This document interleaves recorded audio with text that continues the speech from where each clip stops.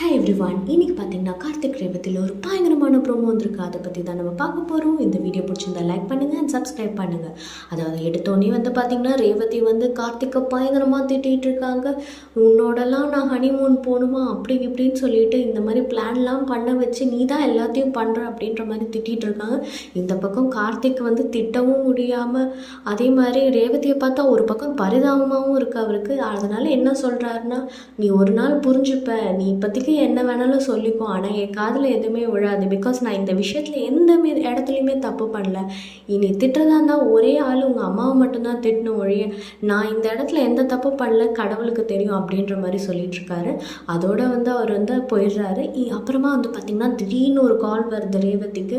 யாருன்னு எடுத்து பார்த்தா வேறு யாருங்க, மாயா தான். மாயா பேசிட்டு நான் ஒன்று அவசரமாக பார்க்கணும், சீக்கிரமாக வா அப்படின்ற மாதிரி சொல்லிடுறாங்க. ஸோ இவங்களும் யாருக்கும் தெரியாமல் சைலண்ட்டாக கதவை திறந்துட்டு ஸ்கூட்டியில் ஏறி போகிறாங்க.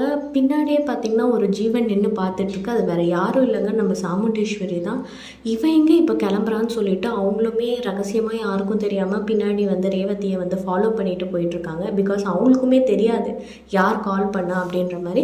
அவங்க ஃபாலோ பண்ணி போயிட்டுருக்கும்போது கரெக்டாக பார்த்திங்கன்னா மகேஷ் மாயா வீட்டில் நிறுத்திடுறாங்க வண்டியை. உடனே அவங்க கண்டுபிடிச்சிடுறாங்க. பட் டைரெக்டாக அவங்க உள்ளே போகல, லைட்டாக ஜன்னலை ஓப்பன் பண்ணியிருக்காங்க.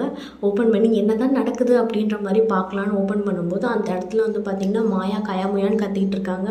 இந்த மாதிரி உனக்கு தெரியுமா ஒரு விஷயம், என்ன ஆச்சுன்னு தெரியுமா அப்படின்னோடனே ரேவதி சொல்லுங்கக்கா என்ன ஆச்சு.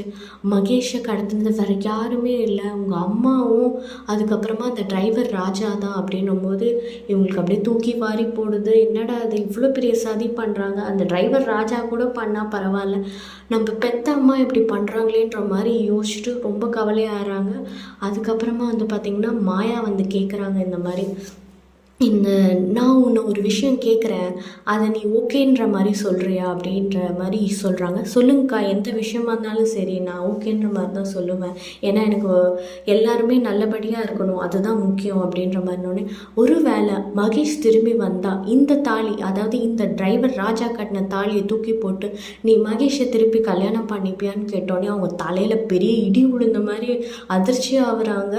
அவங்க அப்படியே ஒரு பக்கம் யோசிச்சுட்டு இருக்கும்போது பின்னாடி இந்த பக்கம் ஒரு ஜீவன் அப்படியே கண்ணு மொட்டை விழிச்சு பார்த்துட்ருக்காங்க. பார்த்தா சாமுண்டீஸ்வரிக்கு பயங்கர அதிர்ச்சி. அடி பாவி மனசில் நினச்சிட்டு இருக்காங்க, இவ்வளோ நாள் நான் கஷ்டப்பட்டு ரேவதியை என் வழிக்கு கொண்டு வந்துட்டு இருந்தா திடீர்னு இப்போ மகேஷ் கிடச்சிட்டா கல்யாணம் பண்ணிப்பியா, இப்படி குளறுபடி பண்ணிட்டியே அப்படின்ற மாதிரி மாயாவை நினச்சிட்டு இருக்காங்க. அப்புறம் இன்னொரு பக்கம் யோசிச்சுட்டு இருக்காங்க, ஒருவேளை மகேஷ் ஏதாவது தப்பிச்சு கிப்பிச்சு வந்துட்டானா, இப்படி இவங்க கான்ஃபிடென்ட்டாக மாயா சொல்கிறா அப்படின்ற மாதிரி சொல்லிட்டு இருக்காங்க. இதோடு இந்த ப்ரோமோ முடியுது. இந்த வீடியோ பிடிச்சிருந்தா லைக் பண்ணுங்கள் அண்ட் சப்ஸ்கிரைப் பண்ணுங்கள். அப்போ தான் அப்கமிங்கில் என்னென்ன நடக்க போகுது அப்படின்றத நம்ம பார்க்கலாம். தேங்க்யூ ஃபார் வாட்சிங்.